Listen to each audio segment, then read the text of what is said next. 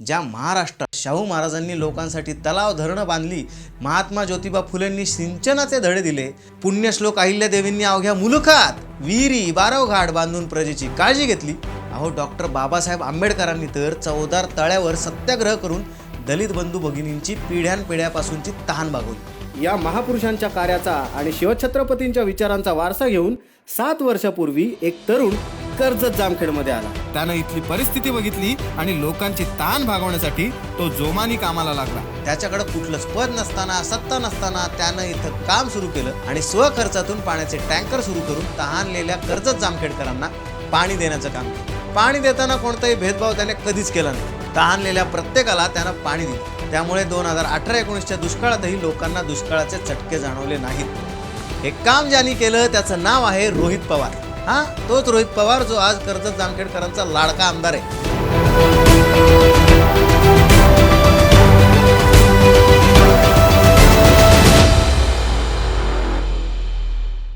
ऐशी कळवळ्याची जाती करी लाभाविण प्रीती। या जगद्गुरु संत तुकोबारायांच्या अभंगाप्रमाणे कोणताही स्वार्थ डोळ्यापुढे न ठेवता रोहित दादांनी बीड, सातारा, पुणे आणि अहिल्यानगर या जिल्ह्यातल्या काही तालुक्यांना पाणी पुरवठाही केला। त्यासाठीचा भरमसाठ खर्च स्वतःच्या आणि जवळच्या मित्रांच्या खिशातून केला।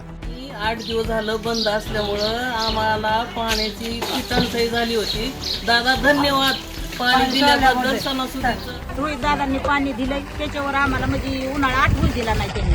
पाण्याचा पुरवठा केला, महिलांचं खूप हाल होते, त्यांना धन्यवाद। त्याची ही तळमळ कोणतंही नातं नसलेल्या कर्जत जामखेडकरांविषयी जिव्हाळा पाहून रोहित पवार यांनाच कर्जत जामखेडची उमेदवारी द्या असं साकडं कर्जत जामखेड मधल्या स्थानिक लोकांनी देशाचे ज्येष्ठ नेते आदरणीय शरदचंद्र पवार साहेब यांना घातले। तुमच्या डोक्यावरचा अंडा कायमचा उतरवीन असा शब्द निवडणुकीच्या प्रचारात महिला भगिनींना दिला होता। हा शब्द पुरा करण्यासाठी निवडून आल्यानंतर त्यांनी झपाट्याने कामाला सुरुवात केली।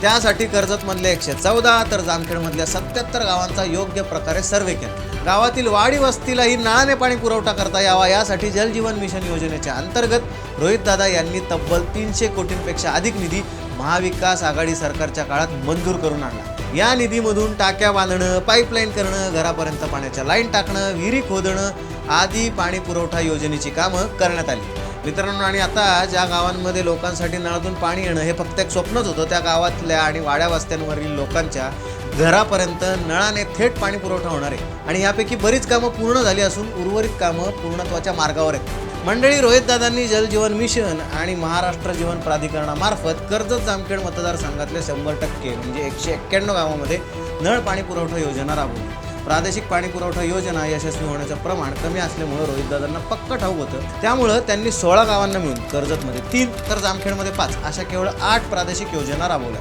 मात्र उर्वरित 175 गावांसाठी जिल्हा परिषदेच्या ग्रामीण पाणी पुरवठा योजनेमार्फत प्रत्येक गावासाठी स्वतंत्र नळ पाणी पुरवठा योजना राबवून या गावांच्या पिण्याच्या पाण्याची व्यवस्था केली। आणि मंडळी, तुम्हाला माहिती आहे का, जलजीवन मिशन योजनेत कर्जत जामखेड मतदारसंघ अहिल्यानगर जिल्ह्यात प्रथम क्रमांकावर आहे। आता नेताच 1 नंबर मिळाल्यावर त्या मतदारसंघाचा नंबरही पहिलाच येणार नाही का? मंडळी, आत्तापर्यंत एकूण 60 नळ पाणी पुरवठा योजनांची कामं पूर्ण झाली आहेत। मंडळी, कसं असतं, पहिला नंबर आला तरी हुशार विद्यार्थी थांबत नसतो, तर अजून चिकटीने अभ्यास करत असतो। अगदी तसंच रोहितदादा एवढ्यावरच थांबले नाहीत, तर त्यांनी जामखेड शहराच्या नळ पाणी पुरवठा आणि भूमिगत गटार योजनेचं काम हाती घेतलं। ही योजना गेल्या अनेक वर्षापासून रखडलेली होती आणि त्यासाठी महाविकास आघाडी सरकारच्या काळात पाठपुरावा करून या योजनेसाठी तब्बल 256 कोटी रुपये इतका घसघशीत निधी मंजूर करून आणला। मंडळी, या नळ पाणी पुरवठा योजनेला मंजुरी आणताना रोहितदादांनी आधीच्या अर्धवट योजनेचं फेर सर्वेक्षण केलं आणि त्या योजनेतून वगळण्यात आलेल्या शहरातल्या सर्व घरांचा आणि आजूबाजूच्या वाड्या वस्त्यांचाही यात समावेश केला। कारण कोणतंही काम करताना भेदभाव करायचा नाही, हे रोहितदादांचं तत्व आहे। जेव्हा ही योजना पूर्ण होईल तेव्हा 3ऱ्या मजल्यापर्यंत नळांनी पाणी पोहोचणार आहे। सध्या या योजनेचं काम वेगानं सुरू आहे। मंडळी, पाणी पुरवठा योजनेचं वीज बिल थकलं तर राज्यातल्या अनेक गावांचा पाणी पुरवठा बंद होतो आणि असे अनेक उदाहरणं बघायला मिळतात। तसंच लाईट गेली तर पाणी असूनही गावाला पाणी पुरवठा करता येत नाही। मग वीज आल्यानंतर अगदी रात्री अपरात्री लोकांना पाणी भरावं लागतं। मग पाणी योजना सौर ऊर्जेवर चालवण्याचा मार्ग रोहितदादांनी शोधून काढला। त्यामुळे जलजीवन मिशन अंतर्गत सुरू झालेल्या पाणी पुरवठा योजनांपैकी तब्बल 129 पाणी पुरवठा योजना या सौर ऊर्जेवर सुरू आहेत। ह्याच्यामुळं होईल काय, तर नियमित पाणी पुरवठा होईलच, शिवाय भरमसाठ येणारं वीज बिल ही ग्रामपंचायतीला भरावा लागणार नाही। मग ग्रामपंचायतीचा हा वाचलेला पैसा गावात इतर विकास कामांसाठी पण वापरता येईल। अशा प्रकारे कर्जत जामखेडकरांचा पिण्याच्या पाण्याचा प्रश्न आज रोहितदादांच्या माध्यमातून कायमस्वरूपी मार्गी लागलेला दिसतोय। मंडळी, जामखेड तालुक्यातला खर्डा या ऐतिहासिक गावासाठी पूर्वी पाणी पुरवठा योजनेचं काम पूर्ण झालं होतं, पण या योजनेचा कुणालाही फायदा होत नव्हता। म्हणूनच खर्ड्यासकट 6 वाड्यांच्या नळ पाणी पुरवठा योजनेसाठी रोहितदादांनी लक्ष घातलं आणि आज 17 कोटी रुपयांची ही प्रादेशिक नळ पाणी पुरवठा योजना ही पूर्णत्वाच्या मार्गावर आहे। जवळा आणि गोयकरवाडीच्या 19 कोटी रुपये खर्चाच्या प्रादेशिक नळ पाणी पुरवठा योजनेचं कामही वेगाने सुरू आहे। या दोन्ही नळ पाणी पुरवठा योजना सोलरवर चालवण्यात येणार आहेत। कर्जत तालुक्यातलं मिरजगाव हे एक मोठं गाव आहे आणि इथं पाणी योजनेचं काम बंद पडलं होतं।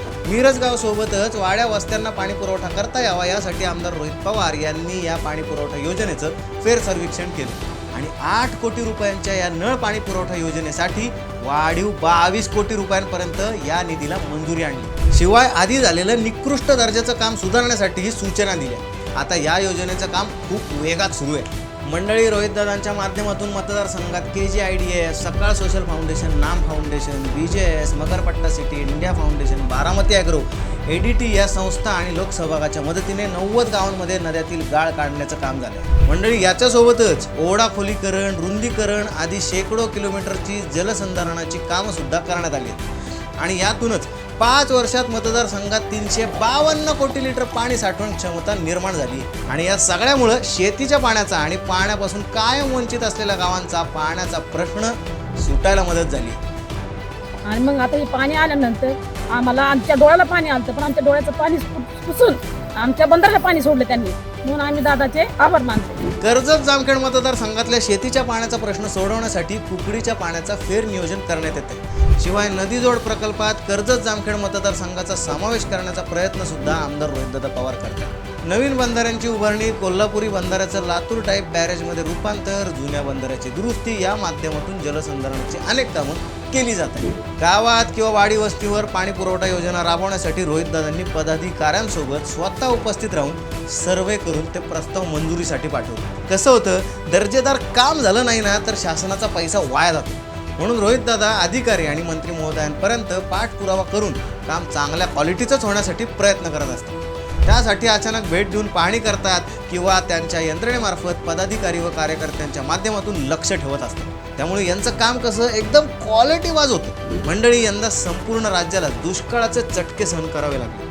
अशा परिस्थितीत लोकांकडून टँकरची मागणी होत होती, पण होत असं होतं की सरकारकडून वेळेत आणि पुरेशा पाण्याचे टँकरच मिळत नव्हते। मग काय, नेहमीप्रमाणे सरकार नाही देगा तो मैं खुद सरकार बनेगा असं म्हणत रोहितदादांनी यंदाही स्वखर्चातून मोफत टँकर सुरू केलेत। मागच्या 6 वर्षात ज्यांनी ज्यांनी टँकरची मागणी केली त्या सगळ्यांना दादांनी टँकरनं पाणी दिलं। त्यांनी आजवर पाणी पुरवठा केलेले हे आकडे बघितले तर तुम्हालाही आश्चर्य वाटेल। दादामुळं आम्हाला पाणी मिळालं। आता आमच्या पाण्याचा प्रश्न घेतला, पाणी यायला होईल, काय उरलेली हरभरा गवई त्याचं बी भरणं होईल आणि पाणी जर नसतं तर आम्ही तरपडून गेलो। अनेक महिने टँकरने पाणी पुरवठा सुरू होता। शिवाय सरकारी टँकरचं पाणी शुद्ध नसल्यामुळे ते पिण्यायोग्य नव्हतं। रोहितदादांनी माणसांसोबतच जनावरांसाठी टँकरने शुद्ध पाणी पुरवलं, कारण एकदा का रोहितदादांनी शब्द दिला की तो पूर्ण केलाच म्हणून समजायचं। मग एक वेळ आभाळ खाली पडेल पण रोहितदादांचा शब्द काही खाली पडणार नाही। मंडळी, लोकांचा पाण्याचा प्रश्न मिटवण्यासाठी तहान भूक विसरून काम करणाऱ्या रोहितदादांच्या कामावर खुश होऊन जलदेवताही त्यांच्यावर प्रसन्न झाल्याशिवाय राहणार नाहीत। मंडळी, खरंच दादांनी कुटुंबाप्रमाणे मतदारसंघाला जपलंय, त्यामुळेच इथल्या लोकांनी निवडणुकीत मतदारसंघाची जबाबदारी घ्यायचं ठरवलंय आणि यामुळेच सगळे अभिमानाने म्हणतायत, दिल से दादा फिर से दादा।